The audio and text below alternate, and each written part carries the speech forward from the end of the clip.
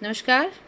आज हम पढ़ेंगे भारत में प्रागैतिहासिक संस्कृतियों का सर्वेक्षण का पार्ट 1 में हमने पढ़ा था पूरा पाषाण काल के बारे में, और इस पार्ट में हम पढ़ेंगे मध्य पाषाण काल और उत्तर पाषाण काल के बारे में।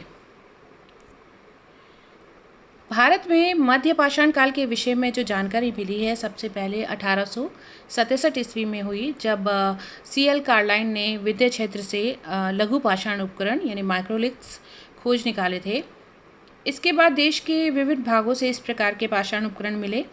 इस काल के उपकरणों को जब हम देखते हैं तो इनका जो विस्तार देखते हैं, तो इस काल का जो मनुष्य है वो अपेक्षाकृत बड़े भूभाग पर निवास करता था, क्योंकि उसके जो उपकरण मिले हैं वो बहुत दूर दूर तक मिले हैं। यह युग पूरा पाषाण और नव पाषाण काल के बीच की अवधि थी, और इसका काल लगभग 10,000 ईसा पूर्व से 6,000 ईसा पूर्व माना जाता है। इस समय की जो जलवायु थी वो उष्ण यानी थोड़ी सी गर्म और शुष्क हो रही थी, और क्योंकि हमने देखा था जो पूरा पाषाण काल था वो आइस एज था, पूरा हिमयुग था, तो इस समय जलवायु थोड़ी सी गर्म और शुष्क हो रही थी। मौसम में परिवर्तन के साथ ही वनस्पति और जीव जंतुओं में भी बदलाव आया। परिणाम स्वरूप मानव सभ्यता का भी तेजी से विकास हुआ। इस काल में मानव ने बहुत छोटे, नुकीले, पतले औजार बनाए, जिन्हें लघु पाषाण भी कहा जाता है, जैसे इकदार फलक, ब्लेड बोलते हैं इन्हें, और वेदनी यानी पॉइंट्स, और अर्धचंद्राकार यानी लूनेट, तथा छिद्रक, स्क्रैपर, ब्यूरिन, ये इनके प्रमुख औजार थे, पाषाण औजार थे। पाषाण उपकरण जो थे वो चर्ट, चाल्सटिनी और जैस्पर, क्वार्ट्जाइट, फ्लिंट जैसे कीमती पत्थरों के बने होते थे। कुछ जो उपकरण हैं वो त्रिभुज तथा समलम चतुर्भुज के आकार के हैं। आपको पिक्चर में दिख रहा होगा, मैंने ट्राइंगल और लूनेट्स, बैक प्लेट्स आपको इधर पिक्चर के अंदर जो वाइट जो तस्वीर दिख रही है आपको, उसके अंदर बने हुए हैं। इस तरीके से ये मध्य पाषाण काल के औजार थे। भारत में अनेक स्थलों से इस संस्कृति के प्रमाण मिलते हैं।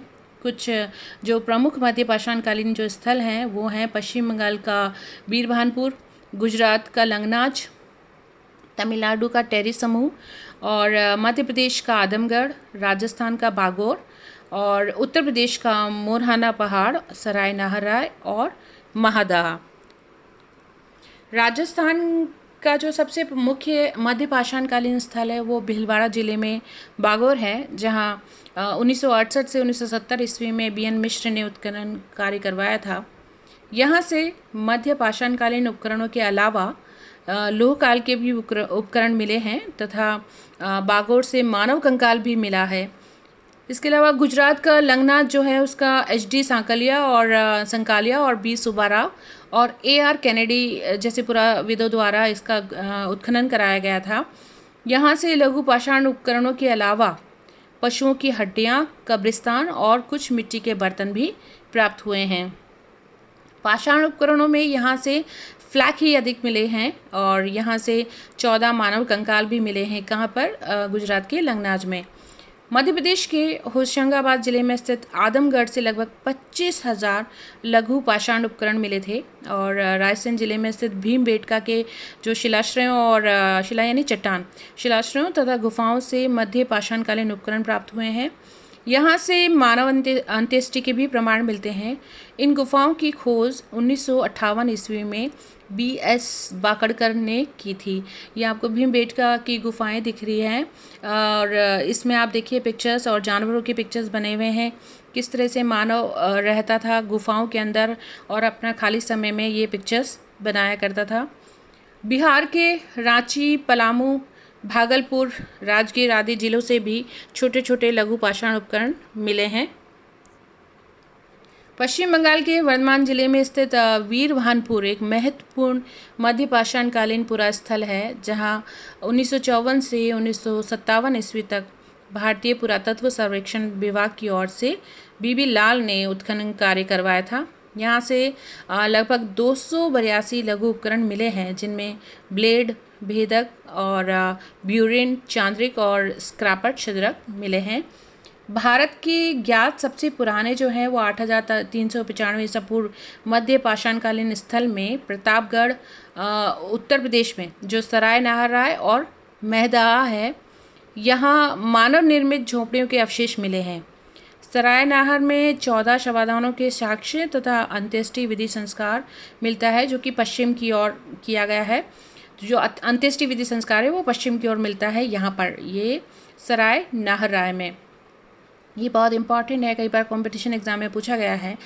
8 यहाँ पे गर्त चूल्हे, गर्त यानी गड्ढा, गर्त चूल्हे के साक्ष्य तथा चर्ट और जैस्पर चास्टिनी पत्थर से बने हुए स्क्रैपर, त्रिभुज ब्लेड, चंद्राकार औजार यहाँ से मिले हैं। महदाह से 5 किलोमीटर उत्तर पश्चिम की ओर दमदमा से 41 मानव शवाधान तथा कुछ गर्त चूल्हे मिले हैं। यहाँ से विभिन्न पशुओं जैसे भेड़, बकरी, गाय, बैल, भैंस, हाथी, गैंडा, चीतल आदि जानवरों की हड्डियाँ यहाँ से प्राप्त हुई हैं। कुछ पक्षियों और मछलियों और कछुए आदि की भी हड्डियाँ यहाँ से मिली है। इससे स्पष्ट है कि इस काल का जो मनुष्य है, मानव है, इन पशुओं का मांसाहार करता था। महदाह से सिल्लोड़े और हथौड़े, इन सब के टुकड़े भी मिले हैं।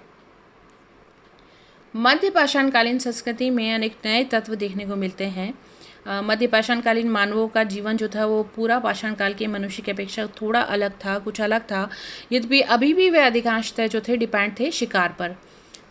जनसंख्या में वृद्धि और शिकार की सुगमता से मनुष्य अब छोटी छोटी टोलियों में रहने लग गया था और स्थायी निवास की परंपरा यहाँ शुरू हो गई। पशुपालन और कृषि की शुरुआत हुई और मिट्टी के बर्तन भी यहाँ पर बनने लगे थे।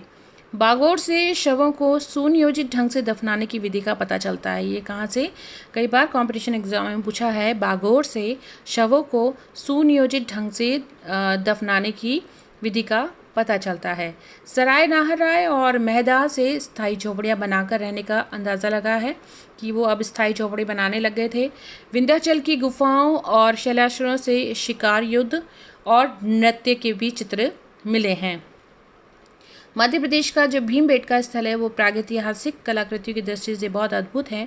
यहाँ 10 किलोमीटर क्षेत्र में 500 से भी अधिक चित्र शिलाश्रय मिले हैं। इनमें अनेकों पशु पक्षी और मानवों के चित्र मिलते हैं।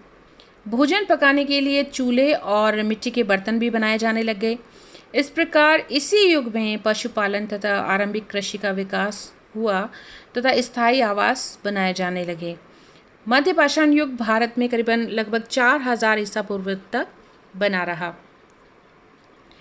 उत्तर या नवपाषाण काल, भारत में जो नवपाषाणकालीन सभ्यता का प्रारंभ है वो ईसा पूर्व 6000 के लगभग है। यहाँ नवपाषाणकालीन संस्कृति के जो अवशेष मिले हैं उनके आधार पर इनको 6 भागों में विभाजित किया गया है। उत्तरी भारत, विंध्य क्षेत्र, दक्षिणी भारत, मध्य गंगा घाटी और मध्य पूर्वी क्षेत्र तथा पूर्वोत्तर भारत। इन क्षेत्रों से अनेक नवपाषाणकालीन पुरास्थल मिले हैं। उत्तर भारत की नवपाषाणकालीन संस्कृति के अंतर्गत कश्मीर प्रांत का जो 2 पुरास्थल हैं उसमें 2 स्थल हैं, बुर्जहोम और गुफकराल। ये बहुत इंपॉर्टेंट है। बुर्जहोम की जो खोज है वो 1935 ईस्वी में डी टेरा और पीटरसन ने की थी तथा गुफकराल का जो उत्खनन कराया था वो 1981 ईस्वी में A.K. शर्मा ने कराया था। यहाँ के उपकरणों में ट्रैप पत्थर पर बनी हुई कुल्हाड़ी, खुरपी, छैनी, कुदाल, गदाशीर्ष, बेधक मिले हैं और यहाँ पत्थर के अलावा हड्डी के बने हुए उपकरण भी मिले हैं और इनमें जो पॉलिशदार बेधकों की संख्या जो है वो अधिक है। आप देख रहे हैं जैसे जैसे हम आगे बढ़ रहे हैं, पूरा पाषाण काल में जो औजार थे वो सुंदर नहीं थे, बेडोल थे। मध्य पाषाण काल में आते आते सुंदर और उनकी साइज़ छोटी होने लगी और उत्तर या नवपाषाण काल में आते आते वो चमकदार भी, पॉलिशदार भी बनने लग गए। यहाँ भेड़, बकरी आदि जानवरों की हड्डियाँ तथा मिट्टी के बर्तन भी खुदाई में मिले हैं और गेहूँ, मटर, मसूर आदि अनाजों के दाने भी मिले हैं। बुर्जों की खुदाई से गर्त गृह यानी गड्ढे वाले घर जो बनाए जाते हैं वो गड्ढों में बनाए जाते थे। जैसा कि आप बुर्जों में मैंने लिखा है, यहाँ पर दिख रहा है आपको पिक्चर के अंदर कि बुर्जों के घर किस तरीके से बने हुए हैं। इस पिक्चर के माध्यम से मैंने बताने की कोशिश की है आपको। यहाँ जो शवाधान मिले हैं उनसे पता चलता है बुर्जों से कि यहाँ मनुष्य के साथ साथ पालतू कुत्ते को भी दफनाने की प्रथा प्रचलित थी। गुफकराल से अन्य उपकरणों के साथ साथ सिलबट्टे तथा हड्डी की बनी हुई सुइयाँ भी मिलती हैं। इससे पता चलता है कि अनाज पीसने तथा वस्त्र सीने की विधि से भी इस काल के लोग परिचित थे। यहाँ से प्राप्त बर्तनों में घड़े, कटोरे, थाली, तश्तरी आदि का भी उल्लेख मिलता है। इनका निर्माण जो था वो चाक और हाथ दोनों से किया गया है। विंध्य क्षेत्र के प्रमुख नवपाषाण कालीन जो पुरास्थल है वो इलाहाबाद जिले में बेलन नदी के तट पर स्थित कोल्डीवा, महगढ़ा और पंचो है। कोल्डीवा से पाषाण काल के साथ साथ ताम्र तथा लोहकालीन संस्कृति के अवशेष भी हमें मिलते हैं। महगढ़ा तथा पंचो से केवल नवपाषाणकालीन अवशेष ही मिलते हैं। यहाँ प्राप्त उपकरणों में कुल्हाड़ी, हथौड़े, छैनी मिलते हैं। इसके अलावा खुरदरे तथा चमकीले बर्तन भी मिले हैं। मैंने पिक्चर के माध्यम से ये टुकड़े मिले हैं कुछ बर्तनों के, वो बताने की आपको कोशिश की है। बर्तनों में कटोरे, तश्तरी, घड़े आदि हैं और कुछ बर्तनों के ऊपर अलंकरण भी मिलता है। पशुओं में भेड़, बकरी, सुअर और हिरण की हड्डियां मिली हैं। इससे स्पष्ट है कि इन जानवरों को या तो पाला जाता था या शिकार किया जाता होगा। कोल्डीवा के उत्खनन से धान की खेती किए जाने के प्राचीनतम साक्ष्य मिलते हैं, जो कि ईसा पूर्व 7000 से 6000 के हैं। और अनाज रखने के लिए उपयोगी घड़े तथा मटके भी कोल्डीवा और महगढ़ा से मिलते हैं। मध्य गंगा घाटी का सबसे जो महत्वपूर्ण नवपाषाणकालीन पुरास्थल है वो बिहार के छपरा जिले में स्थित है, चिरांद जगह यहाँ पर है। यहाँ ताम्र पाषाण युगीन संस्कृति के साथ साथ नवपाषाण युगीन संस्कृति के भी अवशेष मिलते हैं। यहाँ के उपकरणों में पॉलिशदार पत्थर की कुल्हाड़ी, सिलबट्टे, हथौड़ी तथा हड्डी और सींग के बने हुए छैनी, वर्मा, बाण और कुदाल, सुई, चूड़ी ये यहाँ पर चिरांद में मिले हैं। घड़े, कटोरे और टोंटे वाले बर्तन, तसले आदि मदभांड भी यहाँ से प्राप्त हुए हैं। यहाँ पर बांस और बल्ली से बनी झोंपड़ी के साक्ष्य भी मिले हैं तथा धान, मसूर, मूंग, गेहूँ, जौ आदि की खेती के भी साक्ष्य यहाँ से मिले हैं। इन्हें गाय, बैल, हाथी, बारहसिंगा, हिरण, गैंडा इन सब पशुओं की इनको जानकारी थी।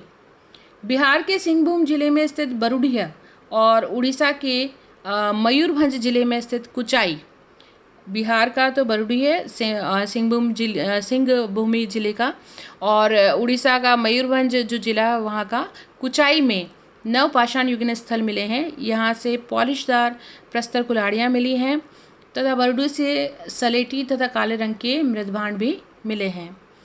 असम की पहाड़ियों तथा मेघालय की गारो पहाड़ियों से भी नवपाषाण युगीन प्रस्तर उपकरण मिले हैं, प्रस्तर यानी पत्थर उपकरण मिले हैं।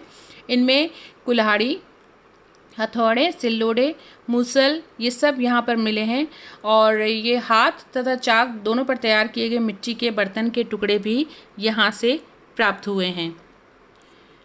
दक्षिण भारत के कर्नाटक, आंध्र प्रदेश तथा तमिलनाडु से भी नवपाषाणकालीन स्थल मिले हैं, जहाँ से अनेक उपकरण और मृदभांड प्राप्त हुए हैं। कर्नाटक में स्थित प्रमुख जो पुरास्थल हैं वो मास्की, ब्रह्मगिरी, संगनकल्लू, हल्लूर, कोडिकल, टी नरसीपुर, पिकलीहल और टेक्कलकोट हैं। और आंध्र प्रदेश के पुरास्थल जो हैं ये सब नवपाषाणकालीन स्थल हैं। आंध्र प्रदेश की पुरास्थल जो है वो नागार्जुनीकोंड, उतनूर, फलवाय और सिंगनपल्ली है। और तमिलनाडु का जो प्रमुख पुरास्थल है वो है पेयमपल्ली। ये सभी कृष्णा तथा कावेरी नदियों की घाटियों में बसे हुए हैं और इन स्थानों से पॉलिशदार प्रस्तर, कुल्हाड़ी और काले रंग के मिट्टी के बर्तन और हड्डी के बने हुए कुछ उपकरण यहाँ से प्राप्त होते हैं। इस काल के निवासी जो थे वो कृषि तथा पशुपालन से पूर्णतया परिचित थे। दक्षिण भारत की सभ्यता की जो संभावित जो तिथि है वो ईसा पूर्व 2500 से 1000 के लगभग निर्धारित की जाती है। नवपाषाणकालीन संस्कृति अपनी पूर्वगामी जो संस्कृति है उनकी अपेक्षा ज़्यादा अधिक विकसित थी।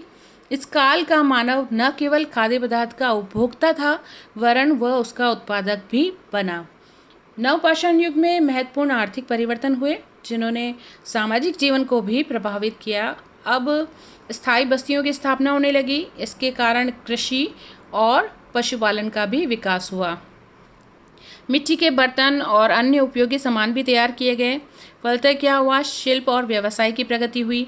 नए नए व्यवसाय और शिल्पों के उदय ने मानव को अपने उपकरणों को और अधिक परिष्कृत करने पर बाध्य किया। अब पत्थर के हथियार पहले की अपेक्षा अधिक उपयोगी और सुडौल बनाए जाने लगे। ये ज़्यादा पैने थे और इन पर पॉलिश करके इन्हें चमकदार भी बनाया गया और इनमें हत्था लगाने की भी व्यवस्था थी। इस समय के जो पत्थर के हथियारों में सबसे महत्वपूर्ण थी हत्थेदार कुल्हाड़ी। मैंने आपको पहले पिक्चर में भी बताई है, जिसका प्रयोग कृषि और बढ़ईगिरी दोनों में किया जाता था। पत्थर के ही हंसियानुमा औजार जो थे वो फसल काटने के लिए तथा अनाज पीसने और कूटने के लिए ओखली और मुसल बनाए गए हैं। आप देखो ओखली और मुसल कितने प्राचीन हैं। हड्डी और सींग से छैनी, छुरी, बर्मा, सुई, दांतों वाली कंघी, मछली का जाल बनने का सुआ, कांटेदार बर्छी, ये सब ये बनाए गए थे। इन उपकरणों को देखने से इस बात का अंदाज़ा लग जाता है कि नवपाषाण जो संस्कृति है उसमें अनेक शिल्पों का उदय हो रहा था। मिट्टी के बर्तन बनाने, उसे पकाने, रंगने, मिट्टी की मूर्तियाँ, खिलौने और आभूषण बनाने का ज्ञान भी इन लोगों ने प्राप्त कर लिया था। हड्डी और पत्थर से भी आभूषण बनाए गए। नवपाषाण युग में हुए आर्थिक परिवर्तनों ने सामाजिक और सांस्कृतिक जीवन को भी प्रभावित किया। जनसंख्या में वृद्धि हुई, बड़ी संख्या में बस्तियां बसाई गई, श्रम विभाजन हुआ, पुरुष और स्त्री में विभेद जो था वो इसी समय से प्रकट होते हैं। विभिन्न व्यवसायों में दक्षता प्राप्त किए हुए व्यवसायियों का अलग अलग वर्ग तैयार होने लगा, जैसे कुम्हार, बढ़ई, कृषक। व्यक्तिगत संपत्ति की भावना का विकास हुआ, जिसने सामाजिक और आर्थिक असमानता को जन्म दिया। उत्पादन के कार्यों में पुरुष वर्ग ही महत्वपूर्ण भूमिका निभाने लगा। फलतः धीरे धीरे मातृसत्तात्मक समाज का जो स्वरूप था वो अब पितृसत्तात्मक बनने लगा। समाजशास्त्रियों के अन्वेषणों से भी पता चलता है कि नवपाषाणिक जातियां कुल चिन्हों के आधार पर कबीलों में संगठित थी। ये नवपाषाणिक जातियों की बात कर रहे हैं हम। कबीले का मुखिया राजा के समान ही कार्य करता था, यद्यपि उसका जो पद था वो मनोनीत या निर्वाचित होता था। नवपाषाणिक मानव प्राकृतिक शक्तियों की पूजा करता था। मातृ देवी की भी पूजा होती थी। मंदिरों और पुरोहितों का अभ्युदय अभी नहीं हुआ था, किंतु जादूगरों का समाज और धर्म पर पूरा प्रभाव था। पुनर्जन्म में लोगों का विश्वास था। मृतकों को कब्र में दफनाकर उनके साथ उनकी ज़रूरत की वस्तुएं रख दी जाती थी। इस तरह नवपाषाण युग में ही सभ्यता के मूल तत्व प्राप्त होते हैं, जिनका विकास जो था वो धातु युग में हुआ। कृषि, पशुपालन, शिल्प, व्यवसाय इसी काल में विकसित हुए। आर्थिक परिवर्तनों ने सामाजिक परिवर्तन भी ला दिए। कबीले, समाज, परिवार, पितृसत्तात्मक तत्व, व्यक्तिगत संपत्ति की भावना का उदय इसी काल में हुआ। शासन का प्रारंभिक स्वरूप देखने को हमें मिलता है। धर्म के प्रति लोगों की बढ़ती आस्था, जादू टोना इत्यादि का प्रभाव भी हमें नवपाषाण काल से ही मिलता है। इन परिवर्तनों का मानव सभ्यता के विकास में बहुत बड़ा योगदान था। आगे चलकर धातु युग में इनकी और अधिक प्रगति हुई तथा मानव अब बर्बर से यानी जंगली से सभ्य बन सका। तो वस्तुतः नवपाषाणिक ग्राम संस्कृतियों ने ही कांस्य युगीन शहरी सभ्यताओं के उदय का मार्ग प्रशस्त किया। तो ये था भारतीय प्रागैतिहासिक संस्कृतियों का सर्वेक्षण। तो आज के लिए इतना ही। Thank you.